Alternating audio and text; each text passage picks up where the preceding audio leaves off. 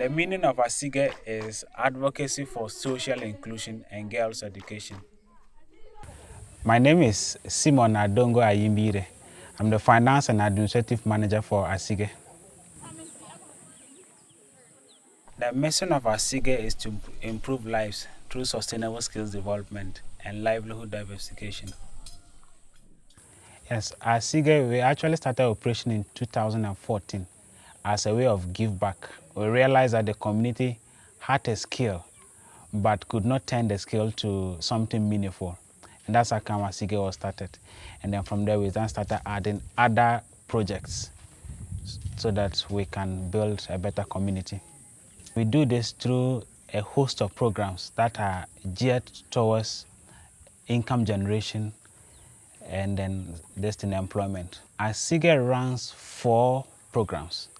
The main one is the Basket Project, which is employing 429 women. And then we have other 3 projects that are tied to the baskets. And the other one is reproductive health education, vocational skills training, and reusable sanitary pads. Now, if you also look at the vocational skills program, we have about 70 girls that are undergoing training in welding, hairdressing, textile weaving, and tailoring.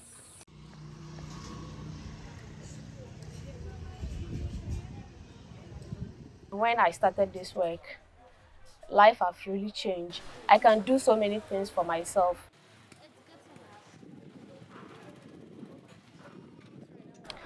When I was not working, the only thing I have to do is go to school. If I go to school, maybe the next day I won't go.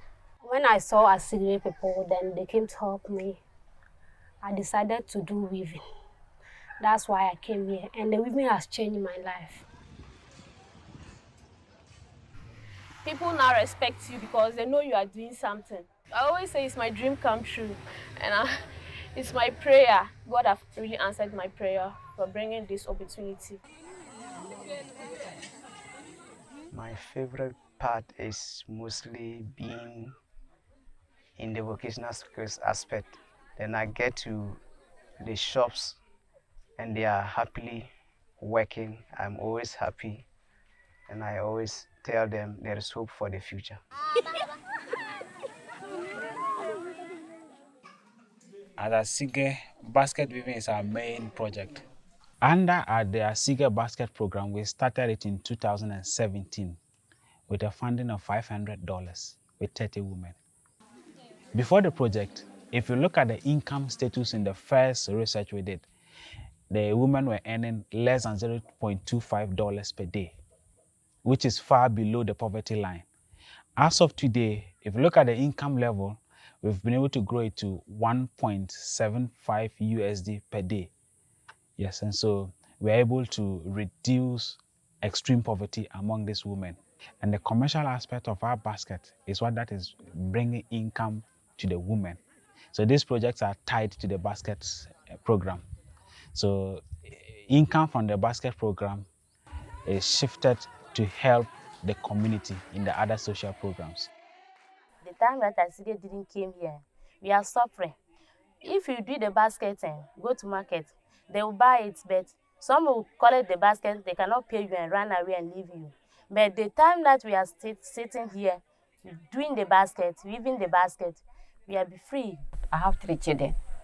So when I joined ASIGE, when they come to give us the basket to weave, and then we didn't even have money so that I was settling my school fees, my children's school fees. I come to work and I see the women being happy because they don't have to go to the streets to hawk just like they were doing previously before we started the project. So street hawking, mostly in Ghana, affects more of the northern women. So they go to Kumasi, Accra, and they sell water in the streets. Some are having basins and they carry loads for a fee. ASIGE, we don't want our women to be in the streets. And for over 3 or 4 years now, they've not been to the streets again. And that is my motivation. The first thing we did in ASIGE was to go around from school to school talking to boys and girls. And then later on, we realized that a lot of the girls were actually not getting money to buy sanitary pads. And so we looked at a sustainable way of providing it. And that is when we set up the ASIGE Days for Girls to provide reusable sanitary pads. There are certain things our parents feel like it's a taboo to open up, to tell my child about maybe sex education, their menstrual health, how to keep themselves. They don't even have that one as a subject they teach in the school.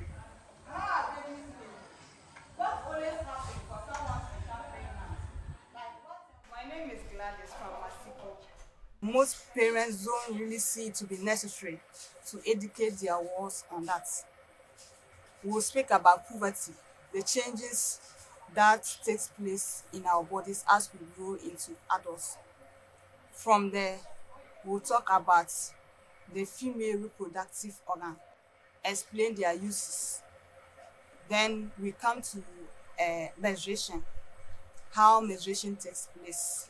For the demonstration, sometimes the very beginning is always very difficult because some of them has been hearing reusable parts, but they don't even really know what it looks like.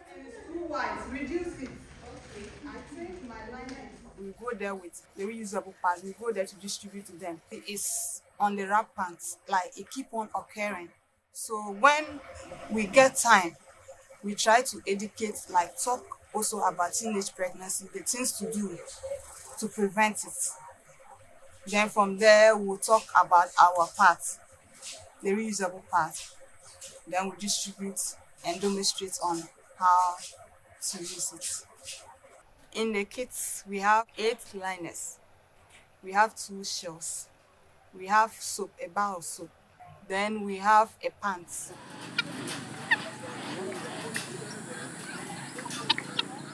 With ASIGE's education, we don't actually talk to only the girls. We talk to parents. We also talk to the boys. For the boys' side, something is a curse to see a girl going through menstruation period and all that. So we teach them about how it comes and what causes it, so that they wouldn't to change their perception. So we will let boys know the way forward, so that they will be able to save themselves and save their sisters. We're able to help the girls and the boys appreciate that this thing that the girls are going through is a natural phenomenon and it's actually reducing the stigma in the various schools.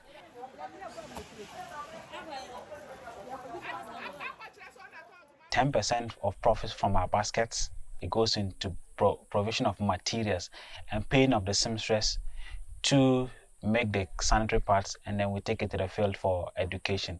The material, we use the material of food. Our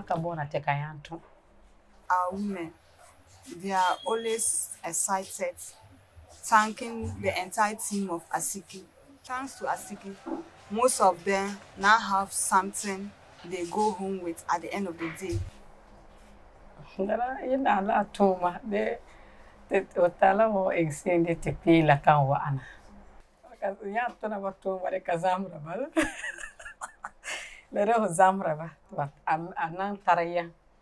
at a para a time la abang. The one-time cost of our sanitary pads is 60 Ghana cedis. So additional funding could go into providing the sanitary pads and the education, and then the skills program for the vocational skills. Growing up, I've realized that most of us not getting the pads end up using racks. And those racks are not neat, they are not new. So we've realized that if we are going to be giving sanitary pads to the students, coming out with something that can be sustainable, that they can use for 3 years to 4 years, giving out these reusable pads will really help the students, especially those who can't afford it. This will really help us because some of our parents don't even have the money to afford and buy us pad, but this will help. Thank you. God bless you.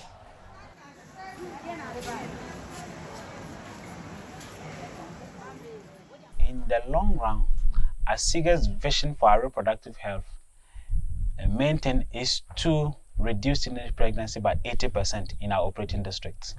Bongo, Bolga, Napdam, Talensi. These are 4 districts that we want to reduce teenage pregnancy by 80%. And the other thing is that we want to set up the scholarship fund that can support girls' science education within these districts that we operate in, and then also provide the reusable sanitary pads as much as possible to those who are in need for it. Mostly northern Ghana, that is where the problem of girls' education is. We are looking forward to ASIGE should be able to expand to reach out to all communities up here so that everybody will be sensitized about their reproductive health.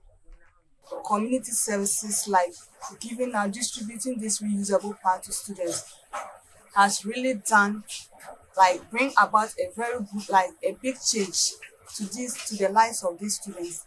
I love working for and in ASIGE. You are changing lives. You are improving people's living standards. And that's just one thing that makes me happy working for ASIGE.